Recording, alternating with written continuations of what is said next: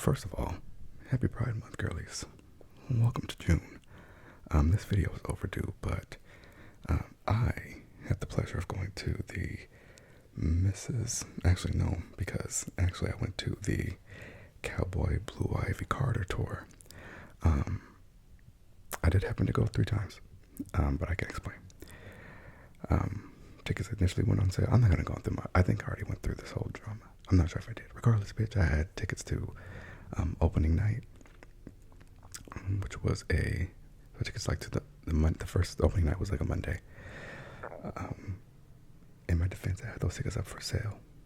Okay, but we ended up going. So I went to the opening night, and then I went to a show again, like that same week on Thursday, and then I went to the last LA show the Friday after. So I got to see my girl 3 times. At first I was like upset because I only wanted tickets to 2 shows. It's a long story, but it was what it was, so I ended up going 3 times. And after the first, spoilers, girlies. Okay, so if you have not seen the show and you plan on going and you don't want to know what's going on, then don't listen to this. If you have not gone to the show and you're not going, or you are going and you don't care about spoilers, listen up. If you are blessed and you have already seen, come back and we can revel in this, right? Let's come back as in let's go back to the rodeo. So, we get there, SoFi Stadium. I'm ready. A lot's happening. I'm not ready because this is like the first night was like I had the tickets up for sale, and so I was like, if they don't sell by, I think the cutoff I gave myself was like 5. It was like 5 or 5:30 or something. And then we're just gonna have to go to the show and take the L. So that's what ended up happening. We ended up going, and my God, I was like, first of all, the fact that I even considered selling these tickets is rude, and the fact that people encourage me to try to sell it is also rude. But anyway, it was incredible. So we're sitting. Okay. What does that sound? Oh, I think it might be the humidifier. Anyway, I hear. First of all, I hear screams and claps, and then nothing really ends. But things to stay the same, they have to change again. So it's okay. I'm ready, girlie. Let's American Requiem down. So she comes out singing her ass off. Of course, she sounds beautiful. She looks incredible. Then we get to Blackbird, which Blackbird is like the song. I wasn't necessarily looking forward to seeing it live because I'm like, okay. But of course, she sounded great. I loved the visuals they did on the stage. Hold on, I have to fight with my dog for a second. Leave me alone, please. Not right now. Not right now. Blackbird singing in the dead of night. So she just heard the first, oh bitch, and then all of a sudden, we're doing Ya Ya. I said, this early, Beyonce? We're sure? So we're doing Ya Ya. I'm up. It's so exciting. It's enthralling. And then she mixes it with Why Don't You Love Me. At this point, I'm dead. We're 4 songs in. I'm like, okay. Oh, she's being mean today. She didn't come to play with us today. Well, she did another song during that moment. I should pull up the set list. Maybe I'll do that at the end, just to make sure I get a full review. But just Ya Ya mixes it with the Why Don't You Love Me. She brings it back to the Mrs. Carter show style, and it was just iconic, excellent. She sounded incredible. Energy was up there. It's so fun. I was so honored is the word. I was honored to be able to say hello, Beyonce, to Beyonce in her presence. That felt incredible. So I loved that. Oh, there we go. I think before or after that, she did the national anthem. And I was like, okay, what's this about to give? Because I know she's not doing it, just because she loves the song. Because girl, that's not it. And then of course she was like, you don't ask permission for what's yours or something like that. So okay, period. And then we get into freedom, and I said, oh bitch, I'm up, freedom, I can't move, freedom, got me loose. I said, okay, yes, I'm seeing the vibes, I'm liking this, okay. And then she, goes off stage. Of course, we get an iconic, excellent visual, which we'll talk about the visuals in a second. But again, it's perfect. And then she comes out with like a figurative machete, but like pretend the machete has like what's that toxin called? That's with an A. Now I'm about to get mad because I want to know what the toxin is called. Because she has a machete. It's covered in, what the fuck is it called? I'm about to look it up because I am not going to go out like this. And I'm going to look it up in real time. I'm not even going to pause the recording because we are live and uncut here. Okay? This is not the Cowboy Carter show. Anyway, she comes out with,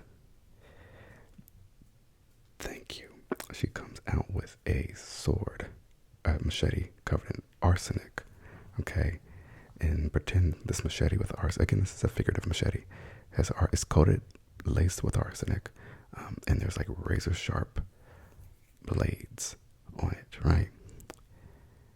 And she takes her stiletto, puts it on my neck, stomps me down, okay? And she's holding this machete over me because she comes out doing America Has a Problem. So I'm already like losing my mind. During this segment alone, she does America Has a Problem. She does My Fucking House. She does Formation.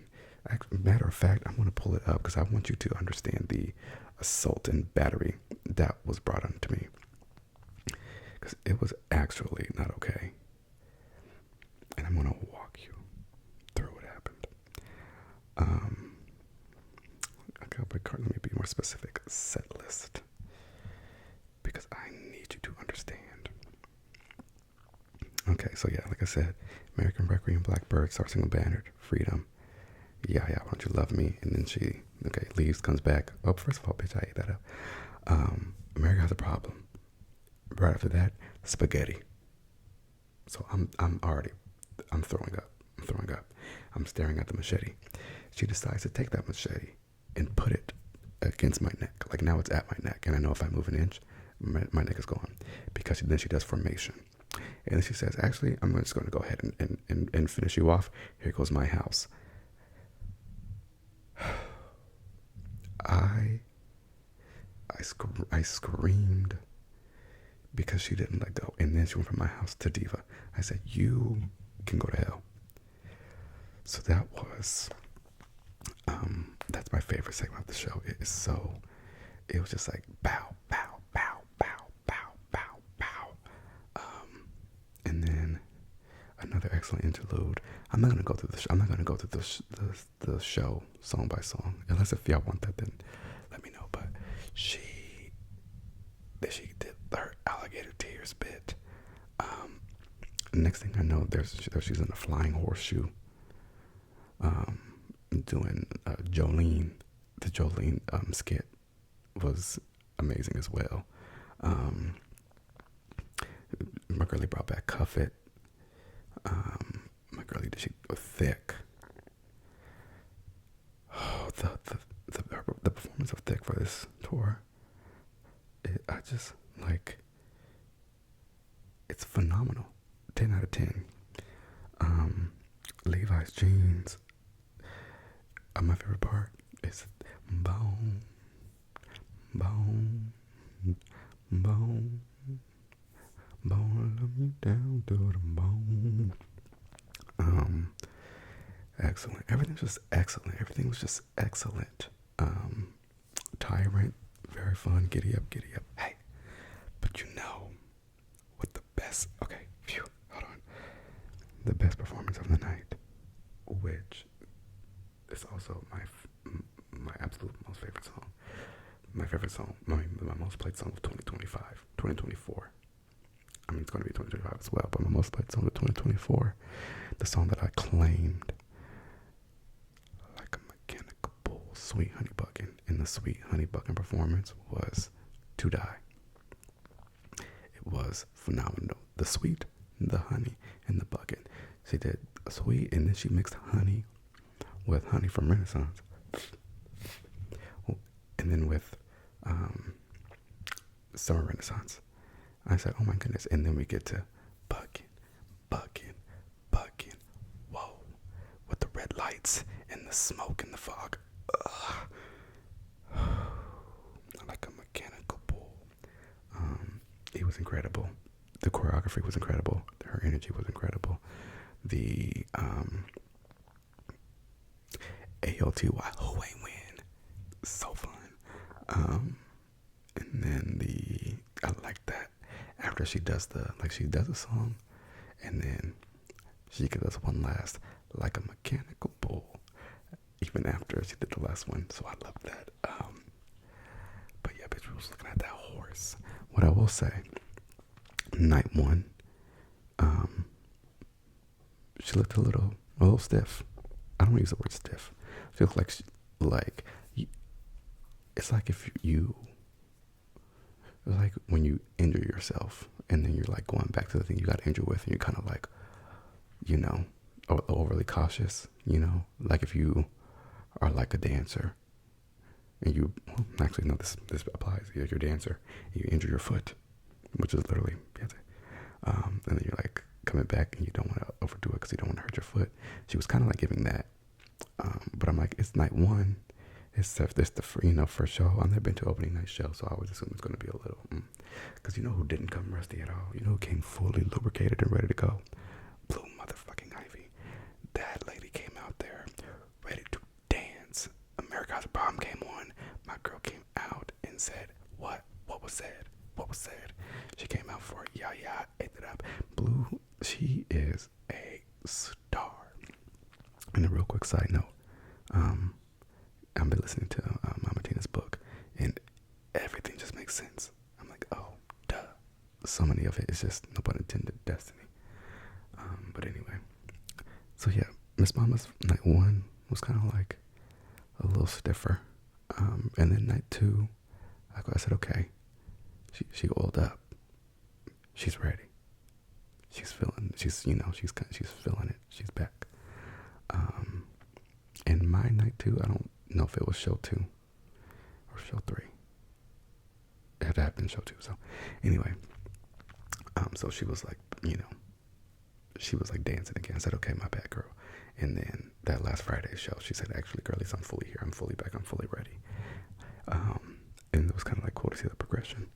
And it was also cool to see like the things that she changed, because I knew obviously she would change, and she's like an athlete in that way, like watches the tape after the show and then like makes adjustments. So like the third show, there was just like, obviously they're different costumes, but like I noticed she like added some new like small golden bulls on the stage. Some of the arrangements were different. Like I noticed the second show we went to, night 2, I just knew I had time to go get a drink right during the interlude. I was like, and Jolene's gonna come after, and once you've seen Jolene once, I feel like I'm good. So I was like, even if there was a little bit of a line and I have to miss a little bit of Jolene, it's okay. Or if I've seen it once and I'm gonna see it again next week. But next thing I know, it's bounce on the shit dance. I said, no, wait a damn minute. This was not the plan, Beyonce. So she like cut an interlude, and then let's just combine all of them together. And then that being said, the first night when she had on her Crazy in Love get up, she did Texas Hold'em in Crazy in Love, and I think she even did Before I Let Go. And then we come back the next night, she added Love on top, Irreplaceable, Single Ladies, If I Were a Boy, which is crazy because literally in the Uber on the way there, like on the way to show 2, I was like, I'm so grateful that she doesn't feel the need to do like single ladies and if I were a boy, because I've seen them so many times, especially Irreplaceable. I'm like, Irreplaceable, like I can never hear again and that'd be okay, and that's no shade, but like, so literally in the Uber on the way there I was saying I'm so glad she doesn't do Irreplaceable single ladies anymore. Beyonce said, actually, bitch, you thought, and did I have a blast? Of course I did. You know why I had a blast? Because I haven't heard them or seen them live in a while, so it felt fun and new, you know. And so I call that, it's like the white hit section, okay? And it's not necessarily the white hits, but they're just like, I guess, our biggest, you know. Like, it literally, Texas Hold'em, Single Ladies, Love on Top, If I Were a Boy, Irreplaceable, Before I Let Go. It's kind of like Sands, Before I Let Go. All those either went or almost went number 1. I said, girl, you throw Halo in there and you've got them all. So that was actually fun. But again, something that she changed. For things to stay the same, they have to change again, right? She brought back Renaissance. I almost threw up because I appreciate she kept the purity of it. She kept, no pun intended, she kept the, like, it was unadulterated. Like, she, instead of chrome, instead of silver, we're doing gold. Everything else is the same. Same choreography, same mix, same ad libs, same everything. And I, for one, loved it. Because 1, how iconic do you have to be? 2, Renaissance was just, it was a blast. And it was like an oasis during a very, desolate time. And again, unfortunately, 2 years later, things have gotten much worse. So it's kind of like, yes, take me back. We didn't know how good we had it. But at the same time, we didn't know how good we had it because it was such a good escape.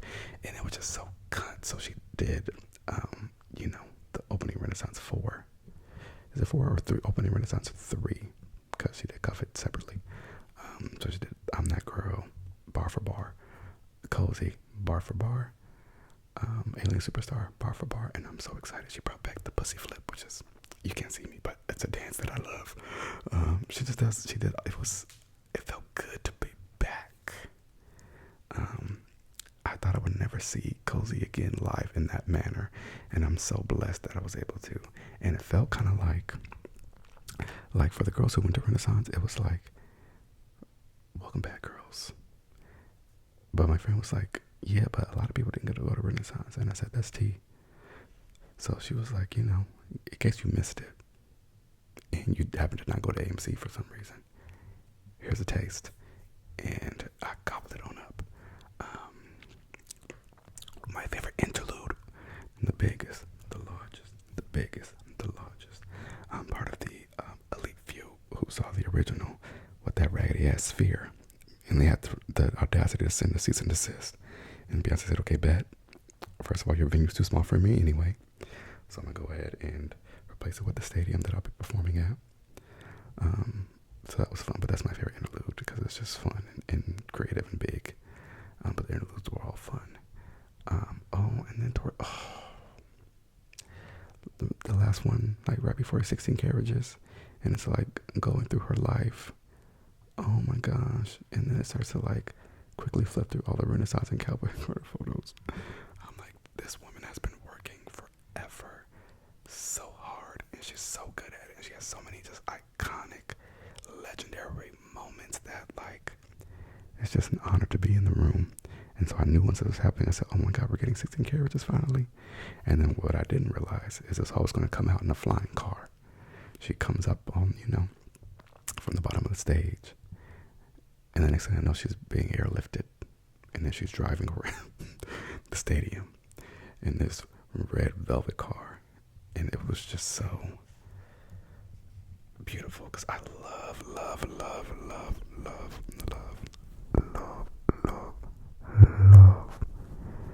16 Carriages. so it just felt like beautiful. And it was like the closest she had been the whole night. Like we just saw this interlude montage, and it was just beautiful. And I was just excited to be there for the opening night.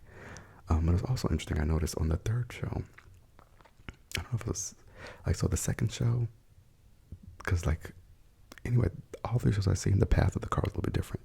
Like the second time they widened the path a little bit, and then the third time it was literally reversed. Like she came around the other way, but she was able to like go a little further out. So I thought that was interesting too. But I had the time of my life. It's crazy to think, but I think I had more fun than I did at Renaissance. Which is not like in a hierarchy kind of way, but like I literally don't think I've had that much fun at a concert since Renaissance. But also on the run too, which I hate to say, but on the run too, I had the Club Carter, like on the floor ones, and that was a blast. But this, I'm going to be honest. On our third show, right after she did that, the slaughter segment, when she starts with America Has a Problem and ends with Diva, that whole segment, when she finished that segment and we were able to sit down for the interlude, I went to Ticketmaster. And then that night, later that night, we went outside to go get merch, and I purchased tickets to go to see her in Vegas. And I have no regrets. I have no regrets. I'm making a whole trip out of it, and seeing her in the opening city, it's only right to see her in the closing city. So I had no choice. I was captive. Okay, and there was like a whole. How much time do I have? Okay, there was a little bit of drama getting in, right? So this is our third show. Well, I'm talking to you now about the third show we went to. So this is our third show that we went to, right?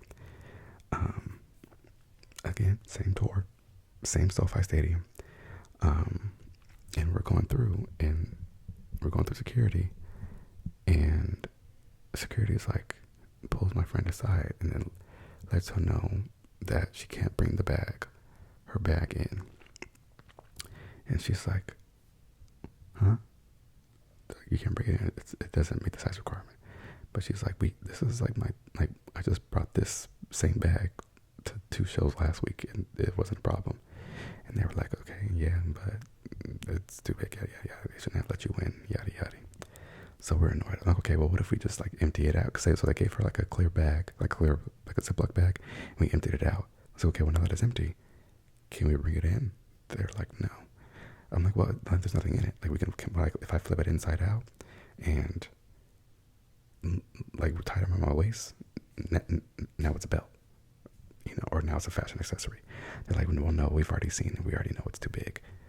And so she's going back and forth trying to like reason with them. Mind you, during this, because I put my hands in of course I wear a denim jacket. I put my hands in my denim jacket, and I realized I had like a Walmart bag. Not a Walmart bag, please excuse me. A Sprouts bag. Okay, at least. A Sprouts bag in my pocket.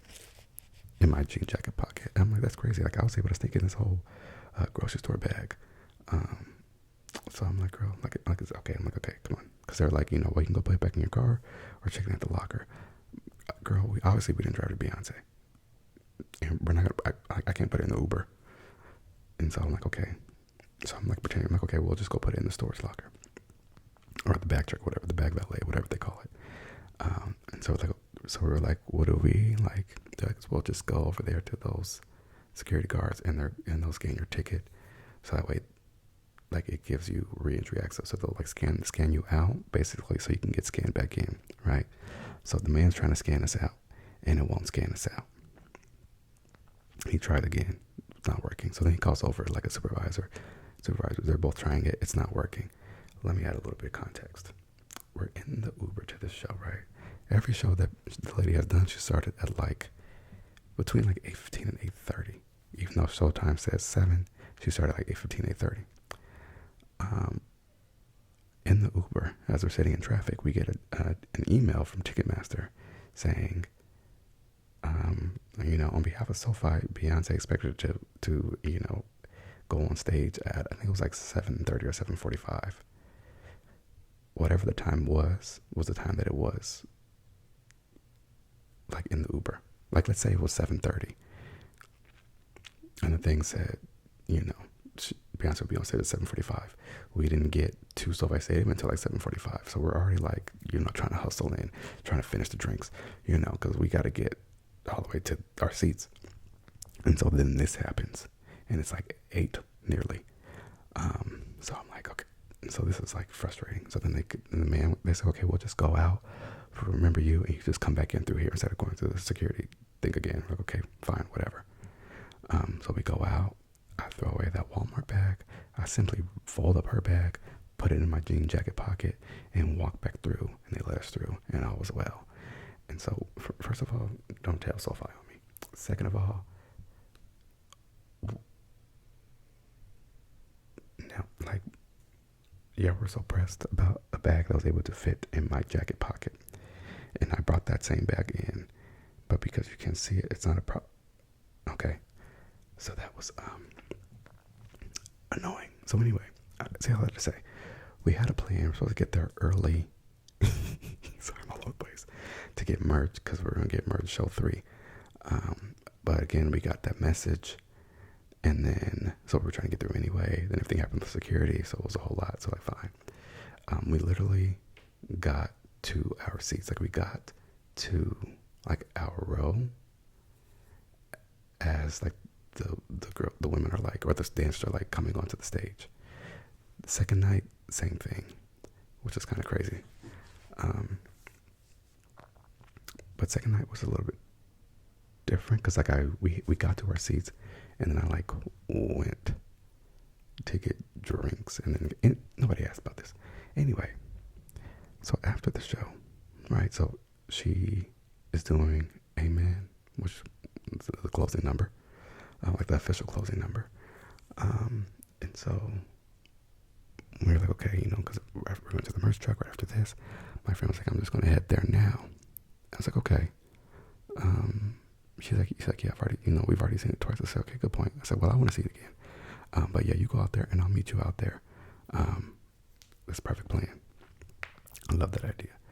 And then she left. And then like maybe 30 seconds, 45 seconds after that, I said, no. Not only did we already see it again twice, but we're going again. Let me go get in line so she's not out there by herself. And we can kind of get our stuff and go, before everybody else gets out. But as I started to like walk through, there was like the people in my row, they were like still like, like fully into the show and enamored and enjoying it. And I was like, I'm not going to ruin this for them. I'm not going to try to slide through during this part of the show. Like, I can wait. So I waited until it was over. And then as soon as like they finished, I like zipped on out of there. Not mind you. So anyway, I do all that, right? I get to the merch line at the same exact time as my friend. I said, how did I come 2 to 3 minutes after you? But we got at the same time. She's like, well, I just stayed up at the top and watched it. I said, even then. Anywho, so we get in line. And the line seems like long, right? But little did we know, it hadn't, like, it at least got 10 times as long. It was actually insane. So a lot of people were like coming up like, so these 2 women came up like, if we just buy you, whatever you're getting, can we give you your card and you get us our stuff too? And I was like, you don't have to pay for it. Like, it's fine. Like, yeah, just come on in. We're like, what do you want? And they're like, no, we'll get whatever you need. I'm like, no, it's fine. Like, really, it's okay. Like, no. And so then they insisted, and I said, you know what? It's Teacher Appreciation Week. At the time, it was Teacher Appreciation Week. It's Teacher Appreciation Week. Not my cousin's calling me. Teacher Appreciation Week, and I will accept this. It's the last day of Teacher Appreciation Week. This is a blessing, so let me accept this. So I got my merch shirt for free, which was nice. It was a perfect way to cap it all off. And that being said, if you have not seen the Cowboy Carter Tour and you are in one of the 5 cities it's going to, I highly suggest you go. because it was an incredible time. I had so much fun. I had such an excellent time. And Beyonce, you're one of one, the best of them all. And I can't wait to see you again, girlie. But it is getting late, so I